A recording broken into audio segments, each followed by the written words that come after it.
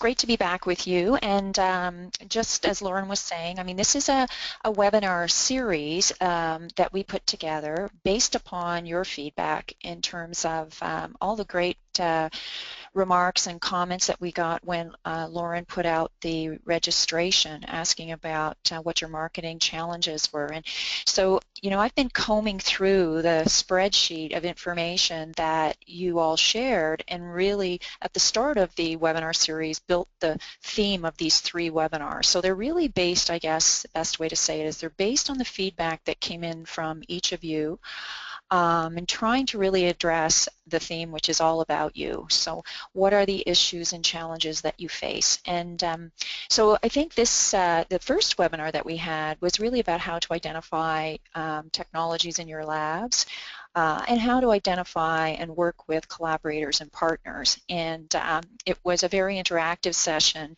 that we were very fortunate to have Debbie Davis and Rob Sons participate on as live case studies.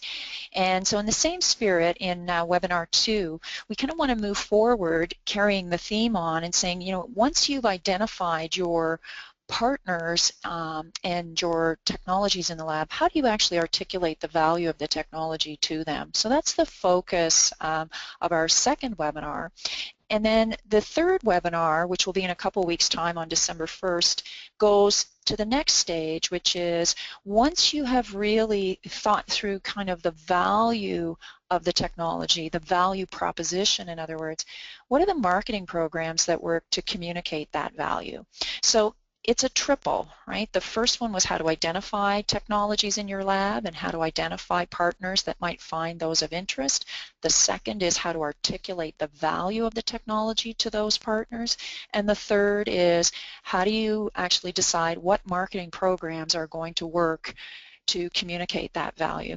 And it's interesting because very often we spend a lot of time on the third topic, the marketing programs, and that's the place that takes a lot of effort, a lot of time, and can take a lot of money if you're not careful. But I think the first 2 topics that we're talking about here really set the stage for what makes great marketing. So if some of you are thinking, and I know in your spreadsheets you talked about social media and you talked about websites and events, we are going to talk about those things, but we really have to talk about these foundational pieces first.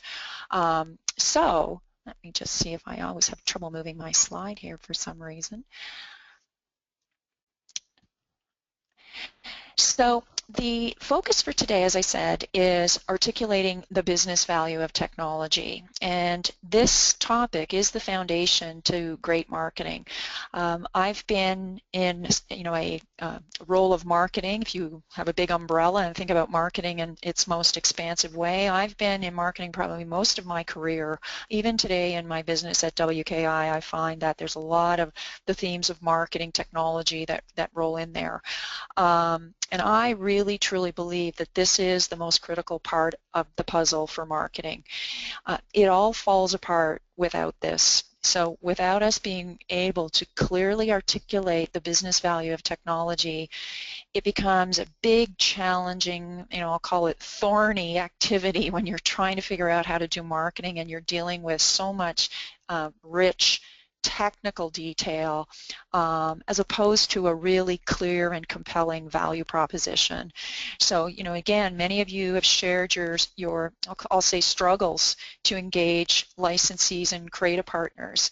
And I think in large part this topic today is a big part of the reason why. So I'm excited to actually share this with you. So first of all, I think back many years ago, it says 10 years ago, and it was actually that long ago in 2015, my company created a methodology to address this topic of business value. And that's a little bit about what I want to focus on and share with you today. It's been several years since I've really talked about this methodology with the FLC members. And it's really proven itself over the 10 years to be an effective way to help scientists and engineers, and in fact many of us, all of us as well, technology transfer offices, commercialization offices in universities, government, etc., corporations. It's been a very useful way for them to get past this rich technical domain expertise and focus in on what is the real value of the technology from a business or commercial point of view.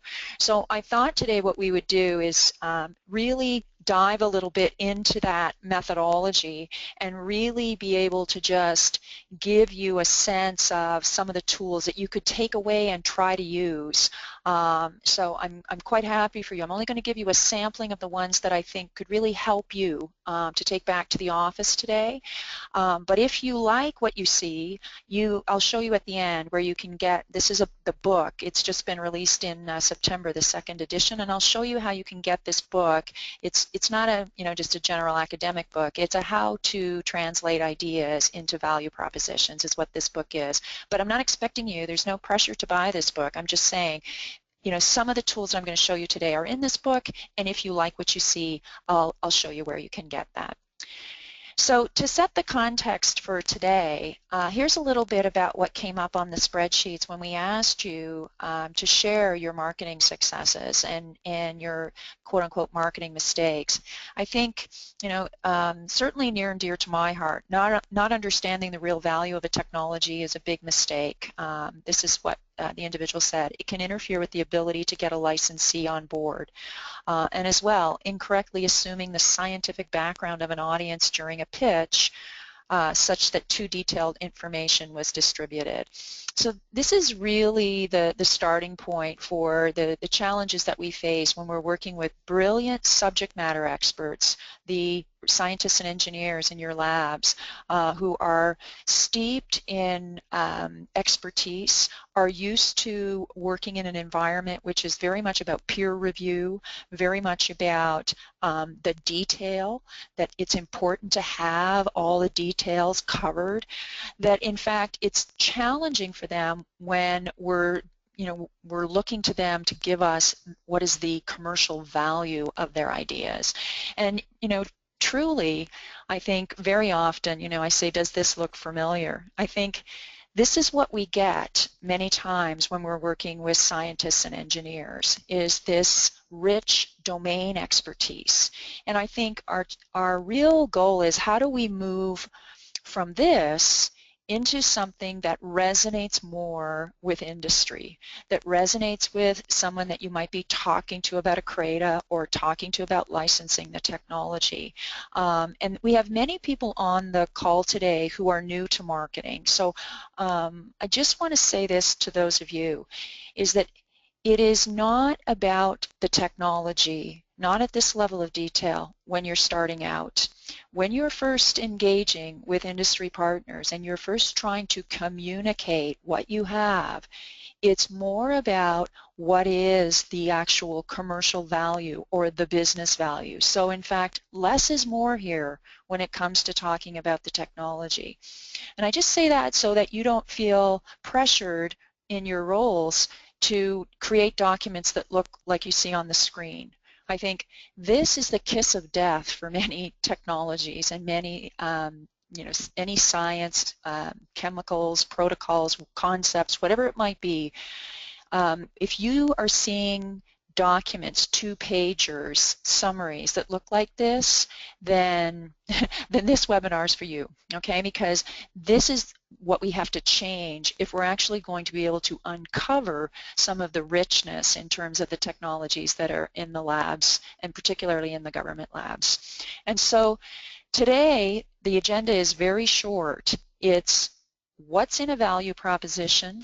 I'm going to show you 3 tools that I want you to take away to work with to build a value proposition. And then we're very fortunate to have, I've asked a partner of mine, Scott Korndike from Tech Dayton, to come on and provide a bit of a case study on finding the business value of technologies at the Air Force Research Lab. So I'll talk a little bit about Scott's background and about the connection between the two of us when we get to his point in the presentation, but useful for us to kind of have a nice case study to look at how are these tools used inside a government lab. And so Scott's been very kind to offer his time to come in and talk with us a little bit about that. So to start off, Lauren, we're going to do the poll. So if you could maybe orchestrate that for us. Absolutely. I think what we'd like to do is I'd like to just hear from you just a little bit in terms of today, how do you communicate technologies to industry today? What are the mechanisms that you're using to communicate outward to industry today? So if you could just take a look at these selections there and provide maybe, your selections. We'll just take a few seconds to do that.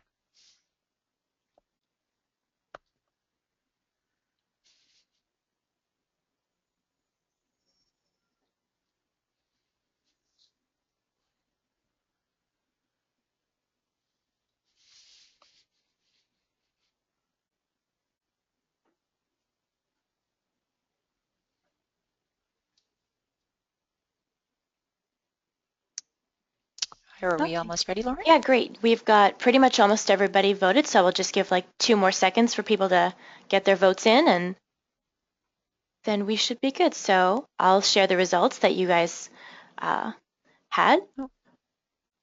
So you can see a lot of different results here. Almost 75% for getting contacts from outside, posting briefs, a lot of work for inventors, a little bit less on social media, and some work on fact sheets. Great.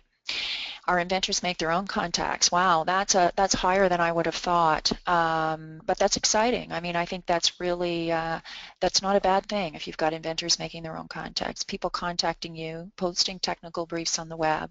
Okay, all right. So we see, like you say, I don't know why we got bounced out here, but just 1 second, and I'll bring us back up. And so all of those, the technical briefs on the web, the inventors making their own contacts, I'm actually pleased to see that there's less social media. I'll save that narrative for webinar number 3, but I do think that the other instruments that you're using, like technology fact sheets and technical briefs, I think all of these, call them documents or communication tools to communicate the value proposition, can all benefit from what we're going to talk about today, because you can put your value proposition, you can weave it into all of these templates.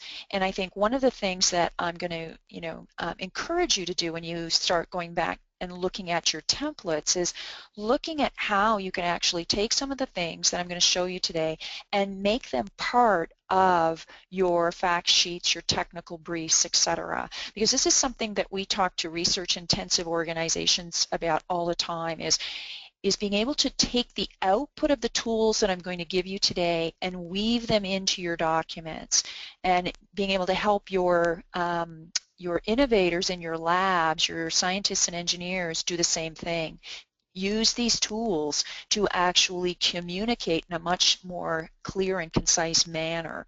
So let's just get into the heart of it now, and you'll see what I mean about using tools to actually maybe polish a little bit or change the emphasis in some of your instruments that you're using today that we see here on the screen.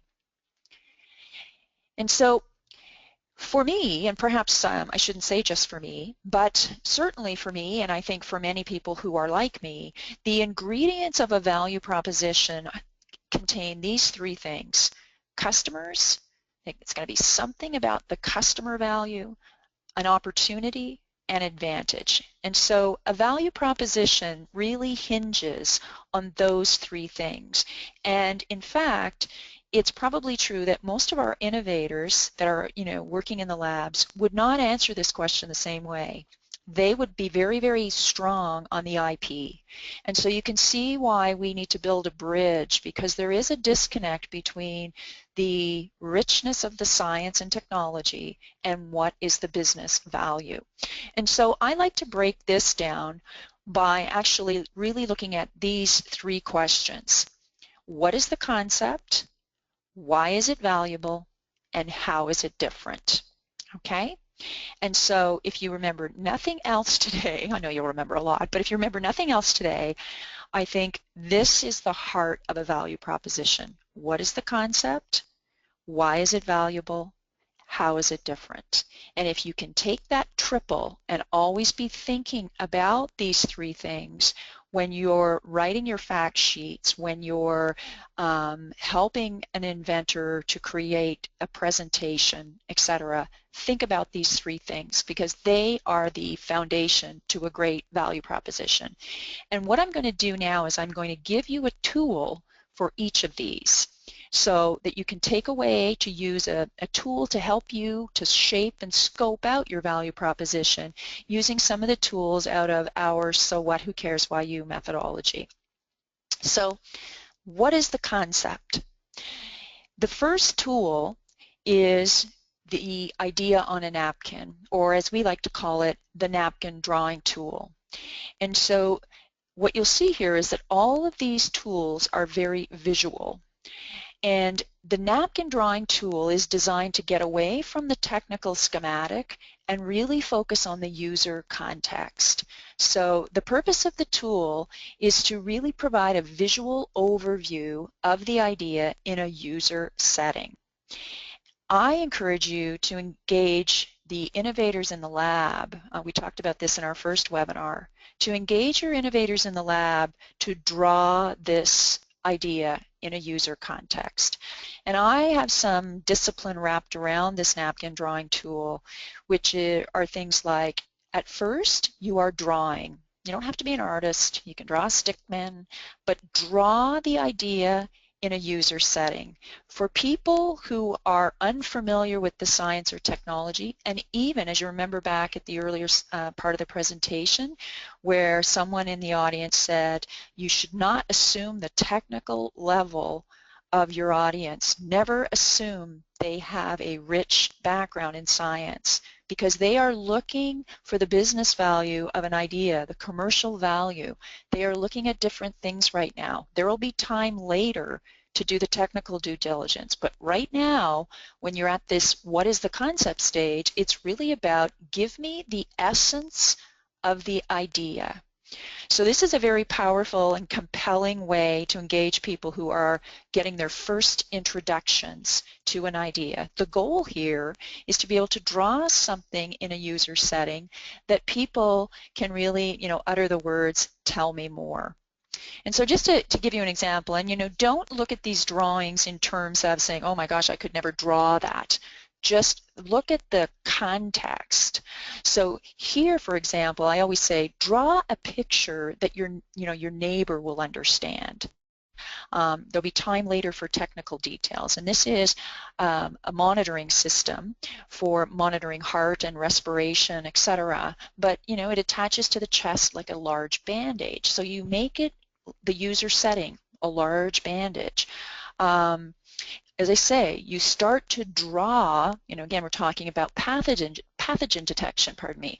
You start to draw first, and then you add keywords in later that actually describe what's happening on the napkin. So in this instance, it can be an effective tool to show a change in a process. It can be an effective tool to show a new device, like we saw with heart monitoring. It's used in a wide range of science and technology ideas as a way to really draw out, as I say, the essence of the idea. Now, you might be thinking, well, yes, but where's the technology? Well, here's another example, wave power generation, where you see a completed napkin drawing.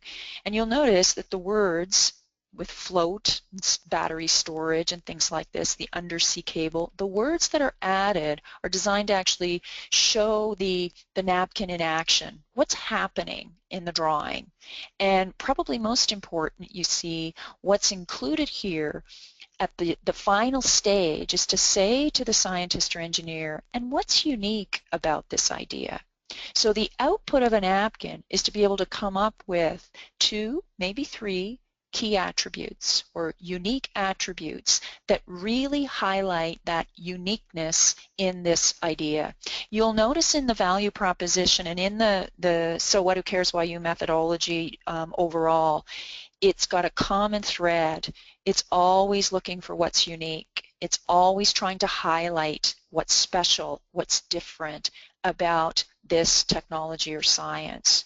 And so I think that resonates and will resonate with your scientists and engineers, is being able to pull out the richness of their idea, but being able to describe it in a way that the neighbor can understand, or someone unfamiliar with their idea will understand.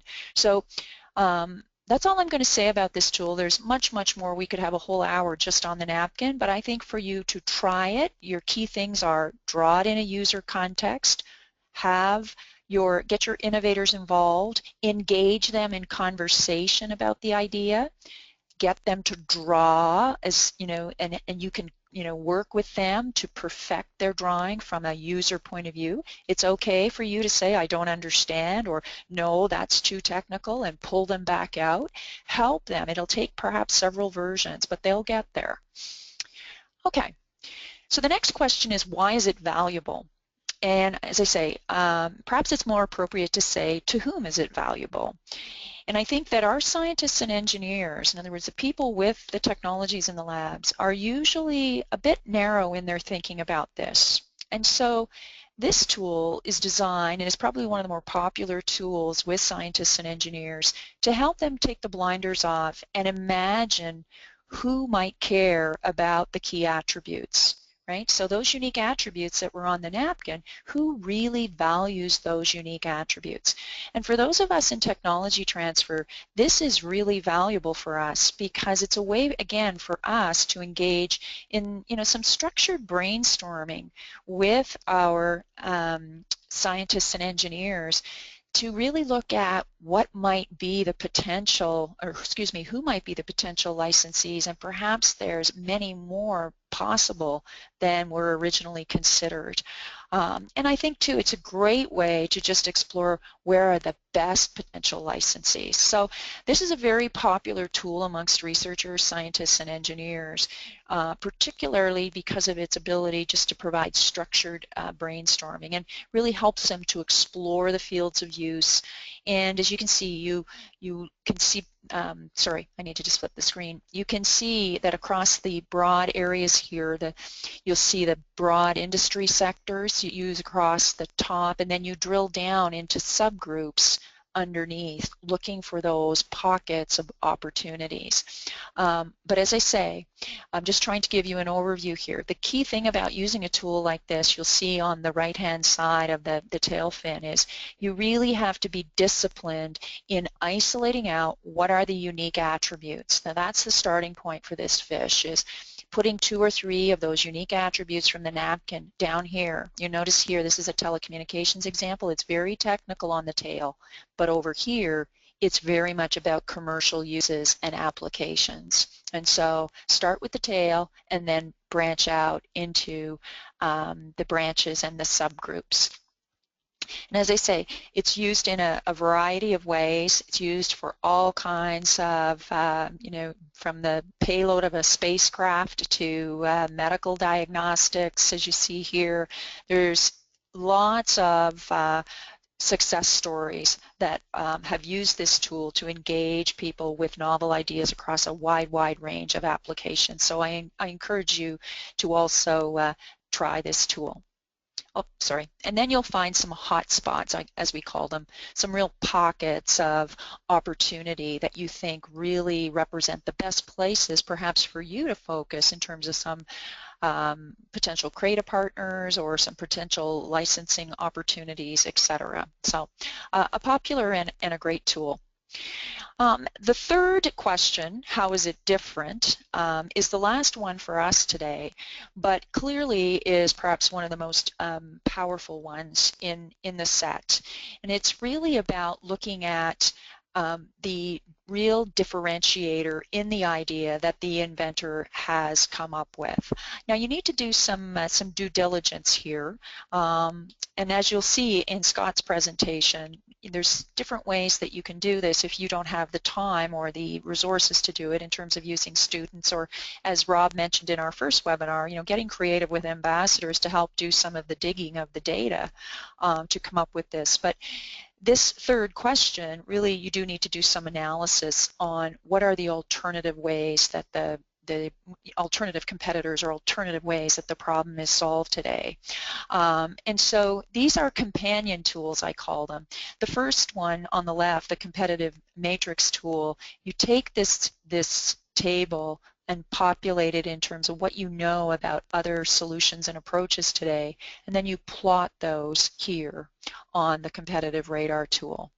And so this is an example of how a filled-in tool would look. And again, getting some assistance perhaps from some folks to help grab that data and pull it together. And then this is the tool that you use to plot that data.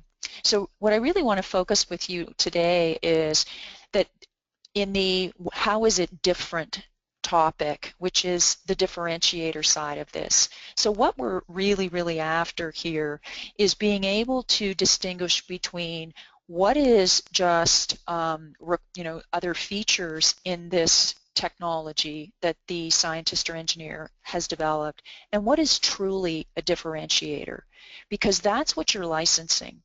And for us who are in the business of licensing, it's really important to get clear on this in a value proposition is what's different, what is unique, and what gives us an edge.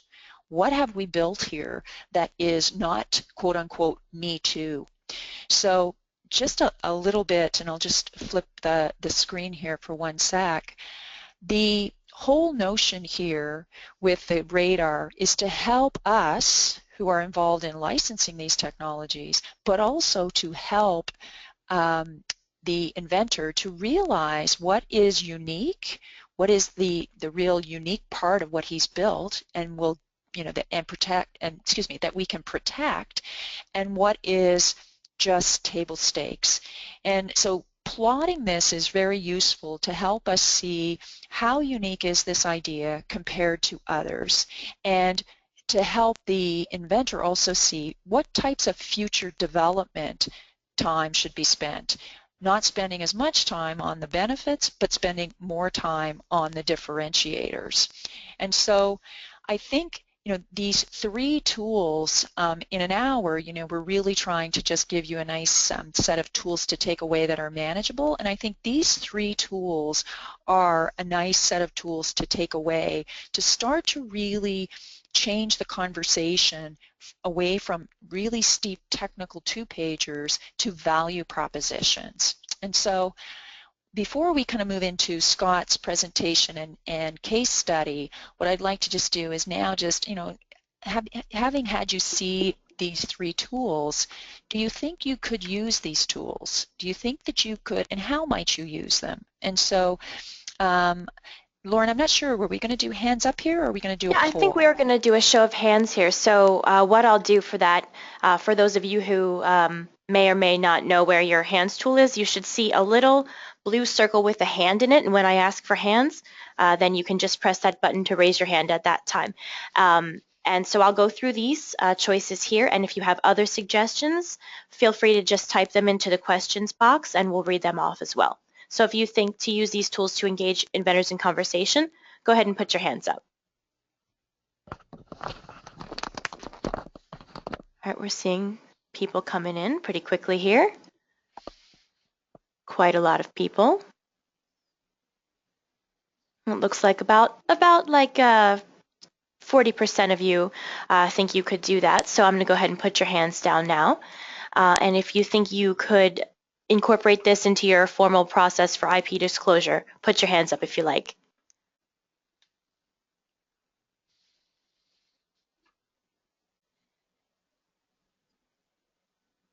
Okay, great. That's looking like a little bit less, maybe 15, 20% of you. Can I just speak to that while we're on it, Lauren? Of course. So I just, again, just encourage you to think about this one, folks.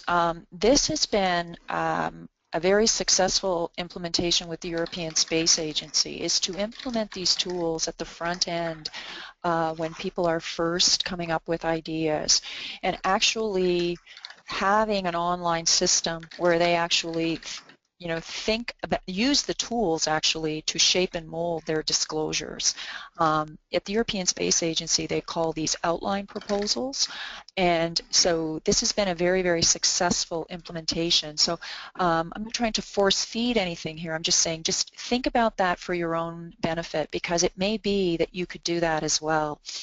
Okay, sorry. Oh no, so now we'll go ahead and put your hands down, and if you think you could use these tools in your pitch sessions internally, raise your hands.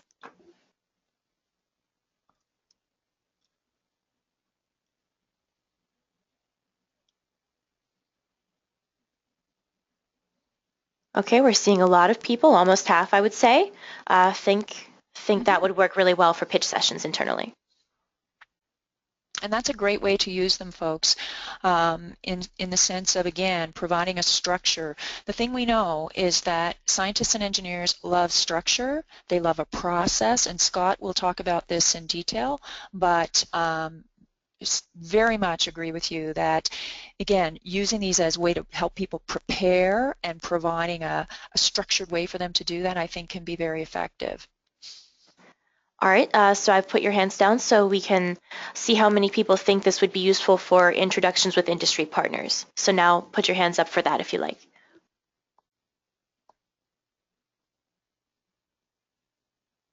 Lots of people. Yeah.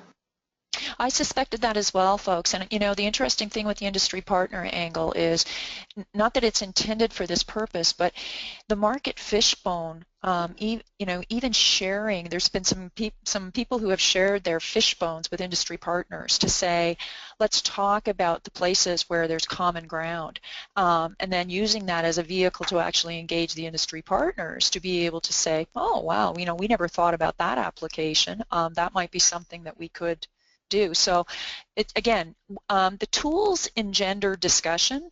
I think with industry partners, they will do the same, but I also think the tools engender great discussion and debate with your scientists and engineers, and that's a good thing, right? We're trying to discover, if you will. We're trying to discover the value of the IP as much as we discover the idea. All right, so now I guess we'll go towards the next one. If you think you could use this to develop the value proposition for your lab, go ahead and raise your hands.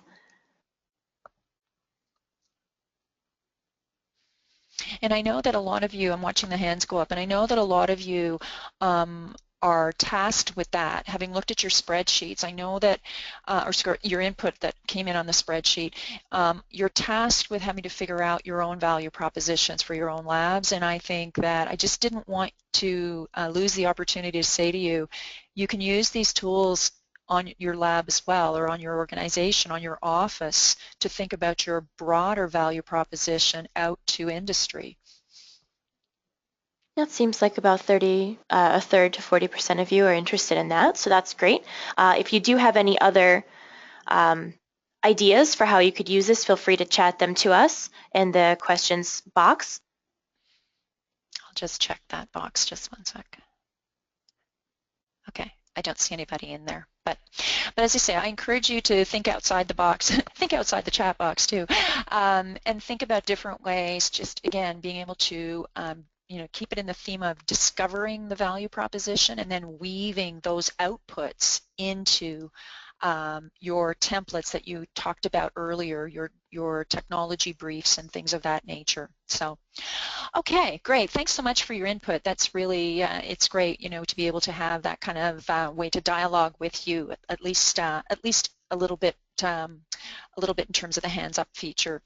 So now what I'd like to do is I'd like to introduce you to our guest presenter, Scott Korndijk from Tech Dayton. Scott kindly agreed to come on today, and so really, really excited to have Scott share with you what he's doing with the Air Force Research Laboratory. They have a program, or Scott has a program that he has introduced to AFRL to help them find the value of their lab technologies. And I'm going to let Scott kind of take it over from here and tell you you all about it. But before I do, I would just say that Scott and our organization work together, and Scott's a partner of ours in bringing the So What Who Cares Why You methodology into many organizations, but I think particularly Scott would say a very strong focus with the U.S. federal labs. So Scott's had a lot of experience, probably more than I do, in implementing these tools in a lab setting, and so I thought he'd be a great person to come on today and just share some of what he's doing with AFRL. So Scott, welcome. Thank you, Wendy. Well, welcome everybody, and it's great to spend a little bit of time with you. And Lauren, thank you for the invitation on behalf of FLC. It's a real pleasure to be here. As Wendy said, we've been engaged in the last 6 months or so in what we think is a fairly unique program with the Air Force Research Labs. We're fortunate here in Dayton, Ohio, to literally sit in the backyard of AFRL. AFRL is here. 4 of the directorates sit here within Dayton. So we have access to this wonderful collection of technology, wonderful collection of technologists that historically have been really closed to us, not intentionally, but we didn't have a vocabulary to really engage our AFRL S&Es, our lab employees, in a meaningful way within the community. And that's really what we've tried to create with the TAP program, Technology Acceleration Project, or the Technology Acceleration Pilot with AFRL. As I said, we've been engaged in this since about February of this year. We got some good news. The Air Force is going to continue this program. They've seen some real value, and we'll get into some of the success stories that we've had.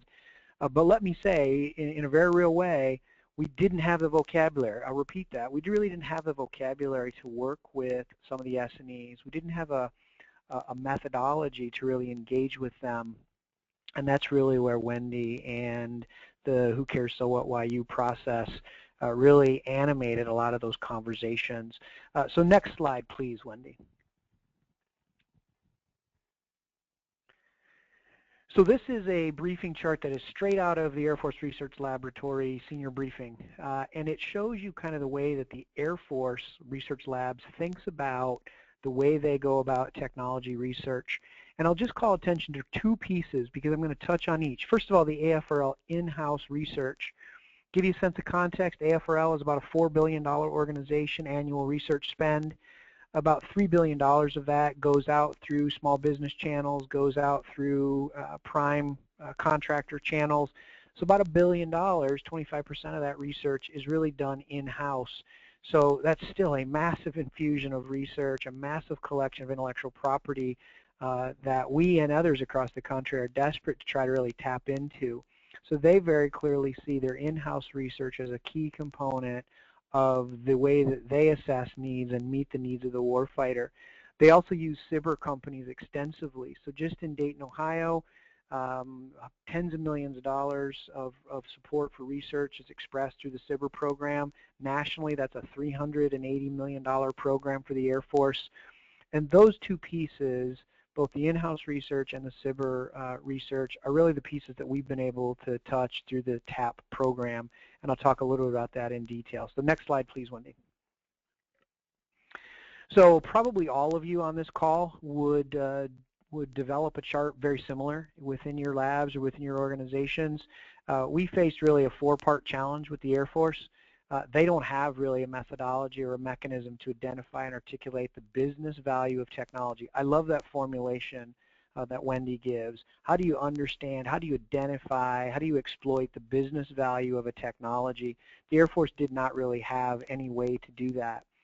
Secondarily, the small businesses that work with the Air Force to do research on behalf of the Air Force, they don't often have the business acumen or experience that they need to really commercialize the technology, and therefore we get this outgrowth of the SBIR program. We affectionately sort of call them SBIR junkies. They get a lot of SBIR grants, they repeat those over and over and over again, but they're really not able to take that technology and commercialize it in any meaningful way. Organizations like mine and others in our community and nationally don't really have a way to get into the lab. We don't really understand what goes on there, or have not historically understood what goes on there. And the simple truth is AFRL has to have a process to evaluate their internal and small business technologies as they make funding and intellectual property decisions. So those 4 challenges have historically been a real barrier to commercialization within the Air Force. And by the way, the Air Force lags significantly any of the other services in success of commercialization of their technology. So this is a real sort of a burning problem for the Air Force, and one that they clearly want to see resolve, or at least get on a path to resolving it, and thus our TAP program. So we've proposed, and they've accepted, and we are in the midst of really a 4-part acceleration program. First of all, we select promising technologies from within both the internal research and the cyber companies. We create teams around those technologies, teams of students, teams of entrepreneurs, teams of subject matter experts, teams of venture capital organizations, and we ultimately put those teams through the so what, who cares, why you process. Either the individual tools, as Wendy's laid out, or the collection of tools. Now we choose, just because we wanted to get some public relations wins and we wanted to showcase some of what the Air Force is doing, we've chosen to have a commercialization catalyst event, and we are doing that in December. But that really is just an opportunity to showcase what the Air Force has done, not really material to our process. The material pieces to our process are selecting those technologies, building those teams, putting those teams through a very structured pre-incubation process using Wendy Kennedy's process, ultimately within the hope of launching ventures. So that's our startup process, focused on those internal to AFRL technologies. Next slide, please. So our first cohort of technologies coming through the Air Force, we went through a 3-month process.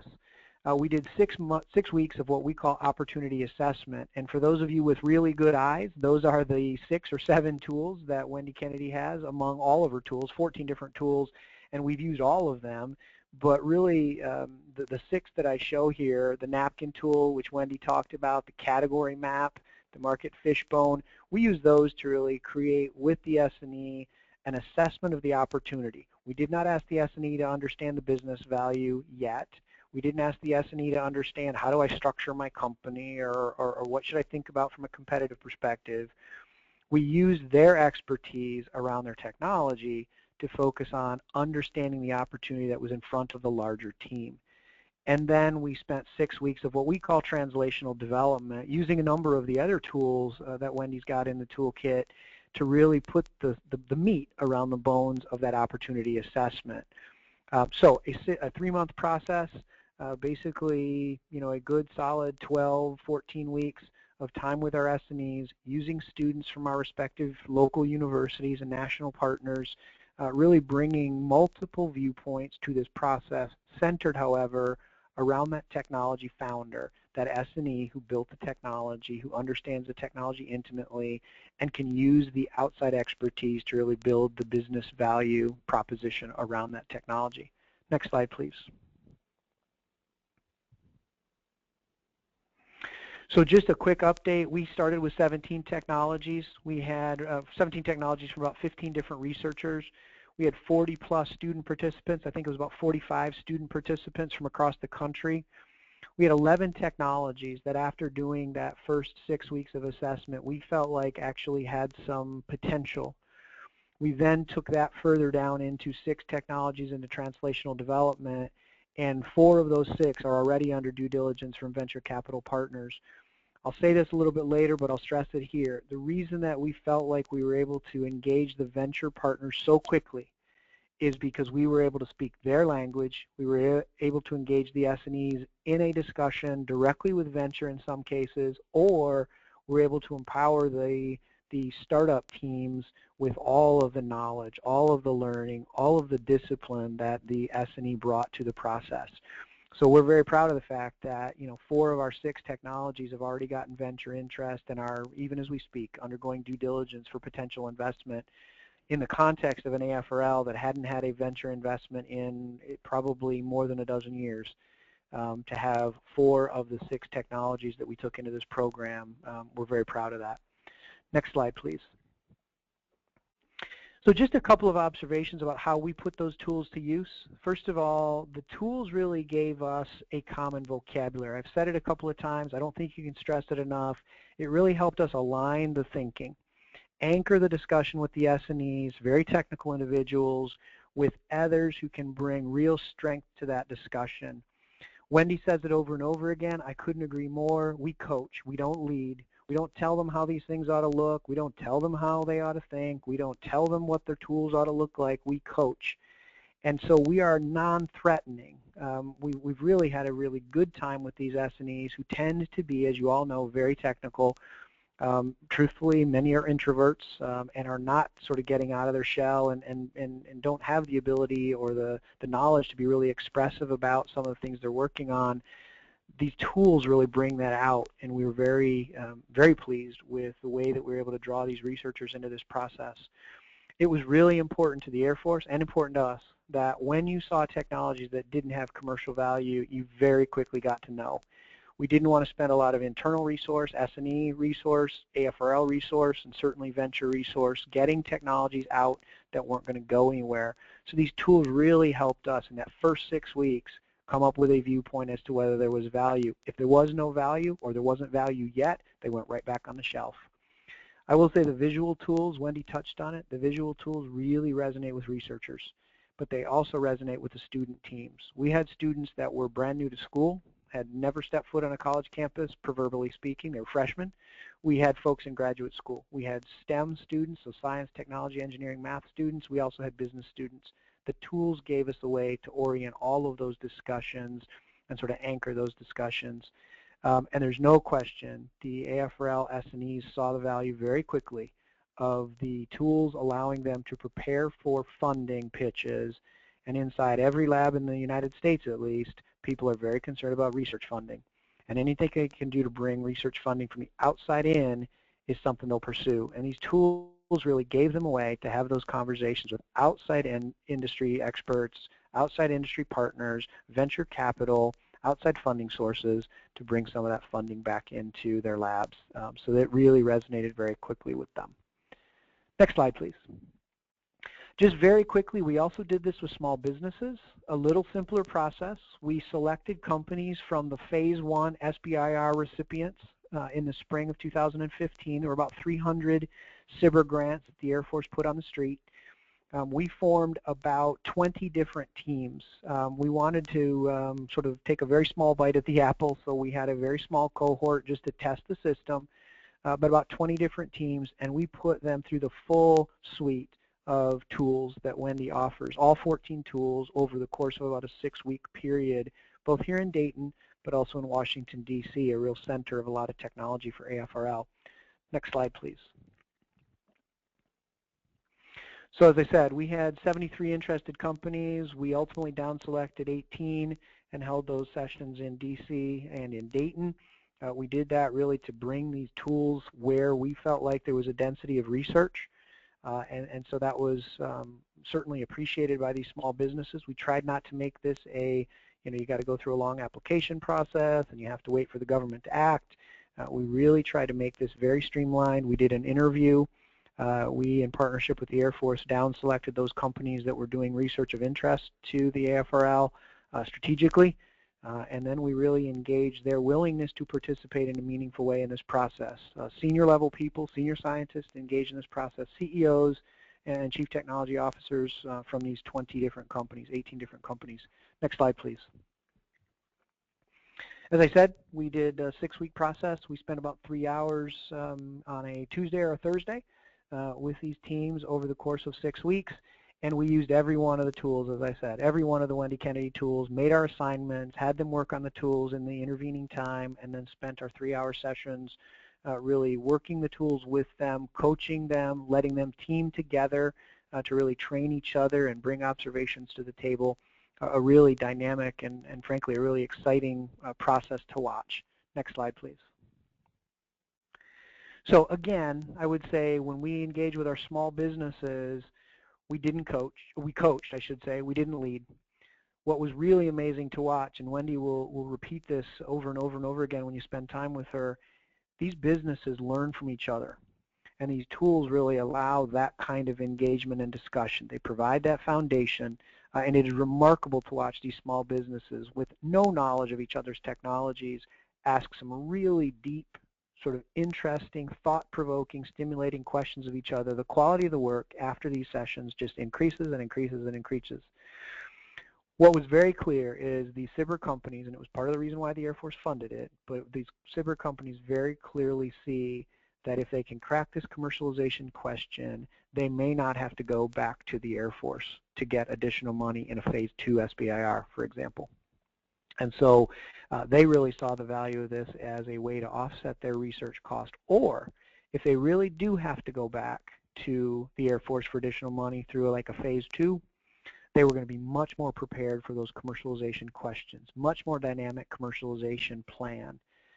And so they felt much better about their ability to commercialize or even conceive of the business value around this early stage technology that they are investigating. I'll touch on it very briefly in a moment, but there is a very clear linkage between the process that we put people through in the Who Cares So What YU process and intellectual property strategy. I'll demonstrate that in a moment, but I can't overstate it. When they're thinking about where to spend their precious resource in a small business setting, for example, $25,000, $30,000 for patents is a big deal. And they really want to be very clear about what's the value proposition around that technology, how is the problem being solved by other solutions, and is it really worth putting our treasure into intellectual property protections, given that they're doing early stage research. Tremendous tie there. And I've said it again, I've said it before, I should say, the process really gave us the ability to work with these small businesses to create that common vocabulary. They move from the technical to the business vocabulary, and at the end of our 6 weeks, we're talking about value propositions, talking about the categories they played in, talking about their the competitive circumstances, just a much more dynamic conversation at the end of the 6 weeks as opposed to the beginning of the 6 weeks. Next slide, please. So I won't go into each piece of this, but I wanted to demonstrate to you that we laid out our commercialization process very carefully and very clearly. We wanted to demonstrate this to our S&Es, especially within the lab, so that they understood exactly how we go through our commercialization process with them and how we think about working through a very structured process to take the value of their technology and translate it into a business.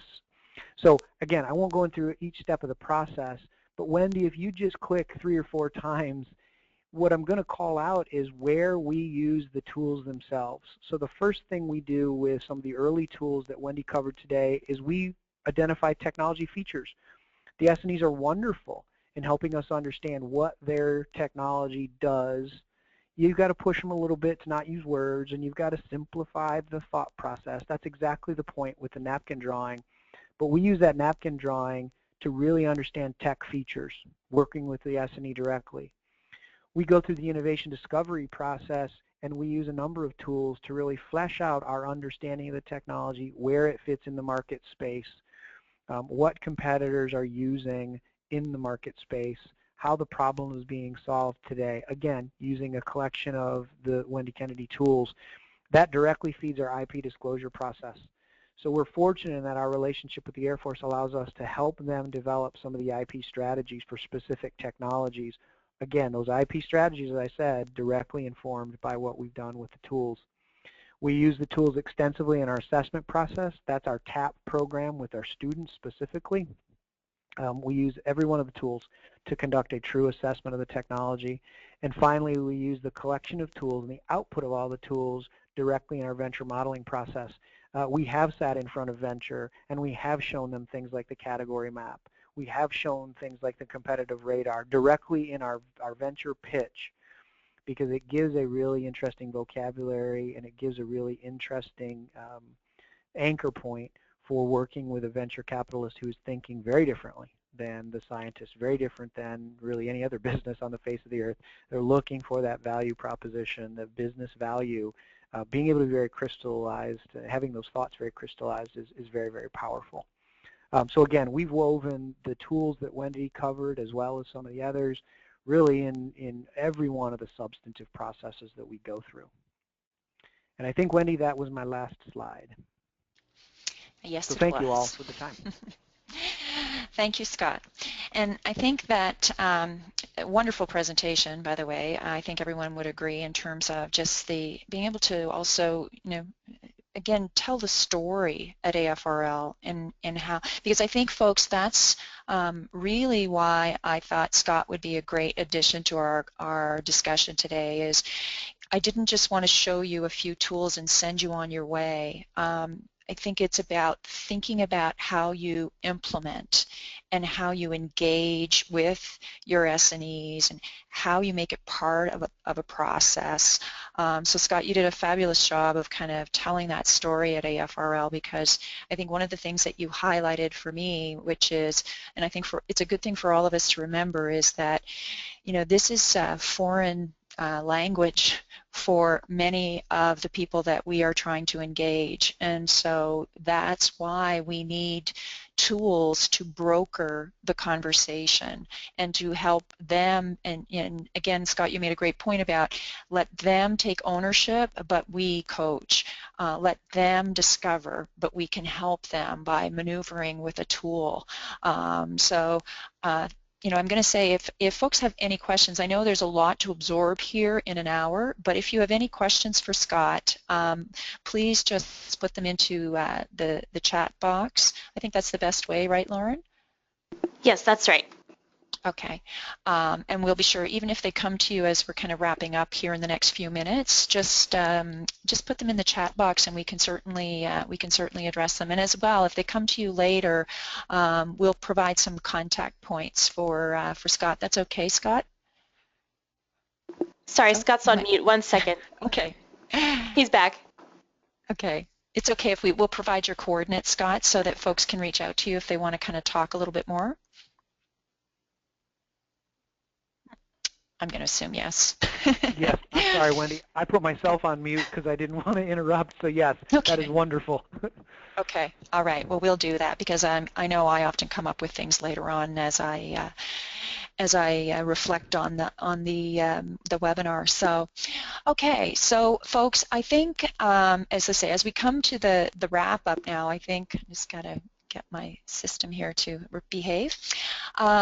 You know, I kind of want to turn it over to you now and really just have you, you know, think out loud in the chat box. What's your one main takeaway from today? I originally was just going to pop up some main takeaways on the slide, and I thought, no, let me just ask you, what do you think your main takeaway can be from today? If you could just maybe, you know, jot it down in the chat room, and we'll just have a little bit of conversation about some of the topics that come up. So I'll just give you a minute just to do that.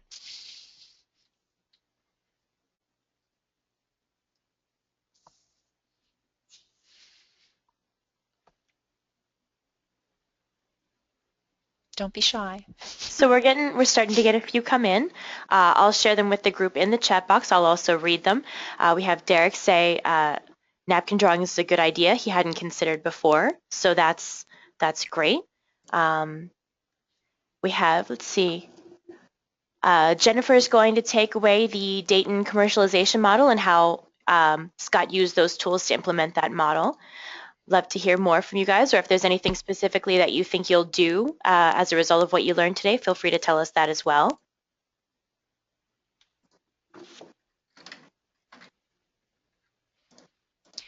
I'm not seeing them in my chat window, so I'm going to rely on you, Lauren. Yep. I just sent out the text to the group so everyone can see in their chat window. If there's anything else that anyone has question-wise or thinks that they'll be able to take away, feel free to let us know as we move on.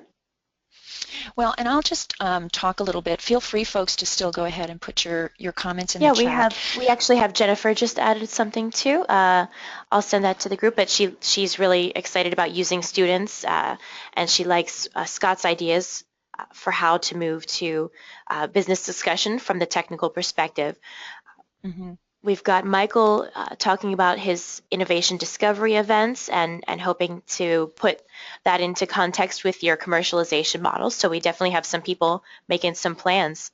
Mm-hmm. And I think the innovation discovery events are a great connection to, there's a lot of synergy between the tools and the methodology and the innovation discovery event. You know, I think that the tools, when I first created So What, Who Cares, Why You, it was out of survival, the need to survive with scientists and engineers, and being tasked with the challenge of my job was to figure out the business value.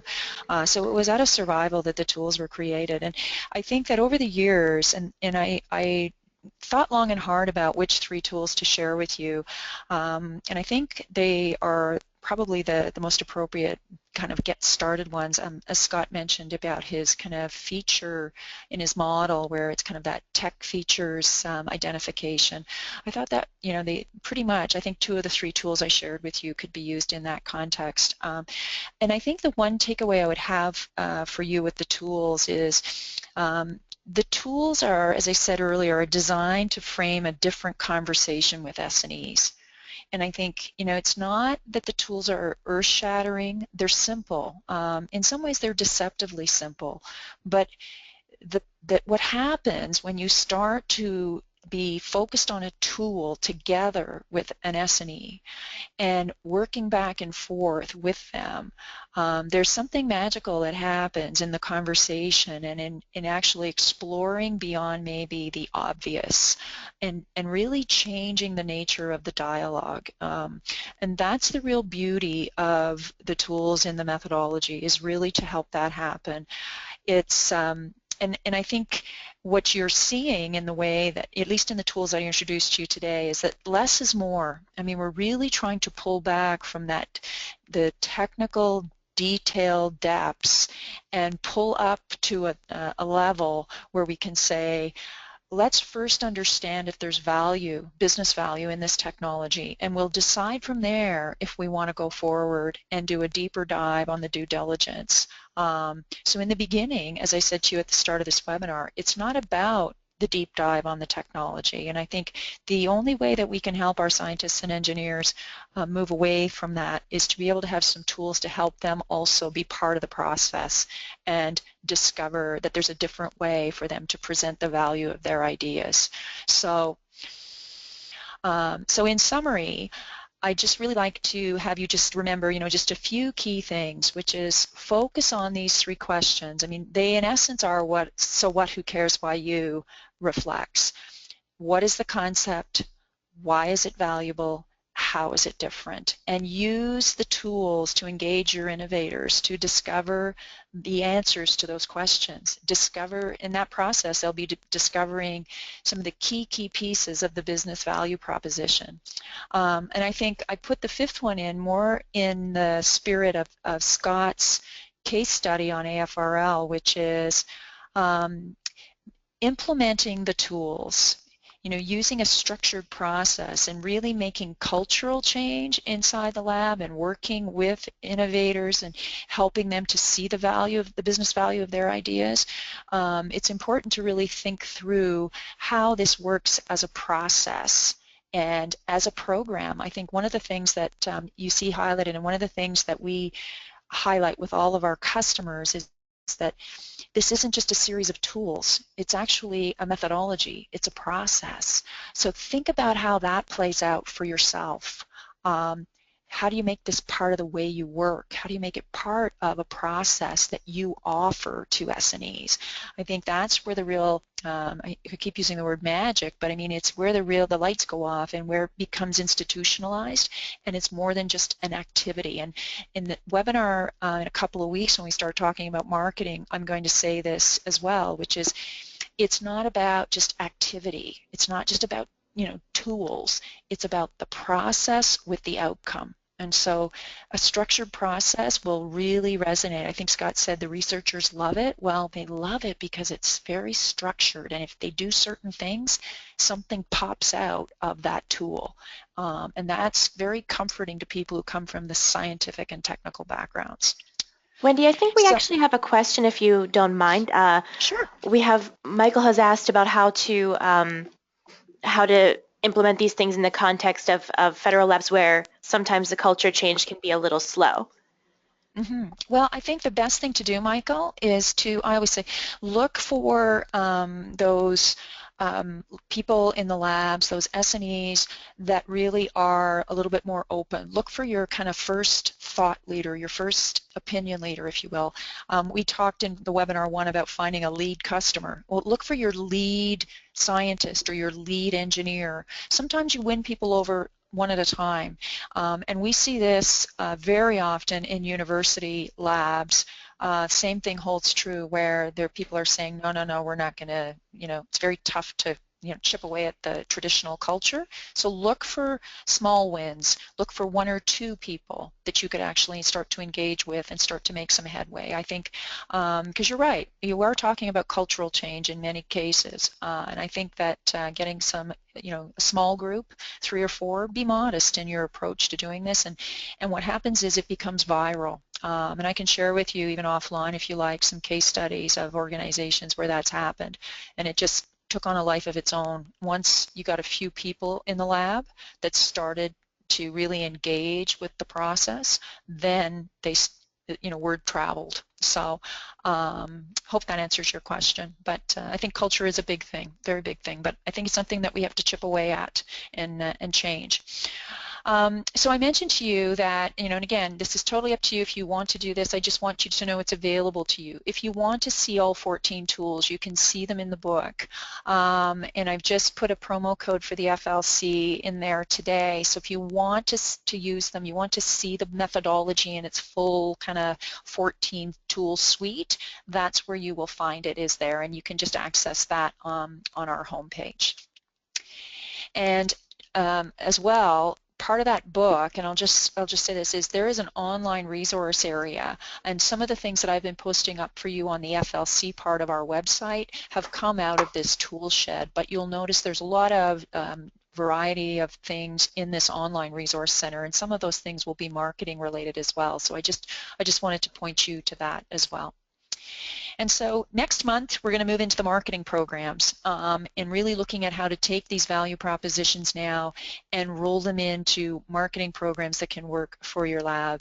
And the theme of this is going to be very interactive, looking at, again, the data that you've supplied, and also just trying to provide some advice back to you. I know, as I said, you're looking for me to give you like a little bit of a point of view, so I will give you a point of view in terms of picking up on the theme of webinar 1, where we were looking at what's the best way to engage with collaborators and creative partners, and how do you find licensees. And I see in a lot of your feedback talking about how do we generate leads, should we be using social media. We changed our website and we didn't get any reaction, and so I want to just pick up on some of the themes that you've been sharing and talk a little bit about maybe some advice and some how-tos that you can take away on some of your more immediate concerns that you raised in your feedback. So that will be December 1st at 1:30. Okay, Lauren, I think that's it. For those that are new, there is a website there is a link on our website where the resources can be downloaded, and as well, Lauren posts and sends out the recording of the presentation, and we post the slides up on this resources area. So you're welcome to visit that as well. And thank you again to my colleague Scott Korndijk from Tech Dayton. Scott, always a pleasure working with you, and really appreciate your full disclosure of all the things that you're doing with your process and AFRL. So many thanks again. And as I say, My folks, pleasure. if you have some questions for Scott, feel free. We'll put some contact information up on our, or Lauren, maybe we can send it out to people in case people want to just reach him by email. Yeah, absolutely. I'll send out an email after the fact to everyone with this link, the recording, Scott's email, and a couple of other things that potentially, including information about next time. So as well, before you leave us today, we will have a survey when you click out. So when you leave us, just take a couple of minutes and let us know if there's anything you'd like to see, anything feedback you'd like us to have. We're also going to be giving you guys all some online credit through the Credly system, so watch out for an email from that. And with that, you'll be able to share that you completed our webinars today. So thanks again, everybody. If you have any questions, feel free to type them for a few more minutes. Or we can look forward to seeing you all in about 2 weeks at the same time, same place. Okay. All right, great. Okay, well, thanks very much, and look forward to seeing you on December 1st.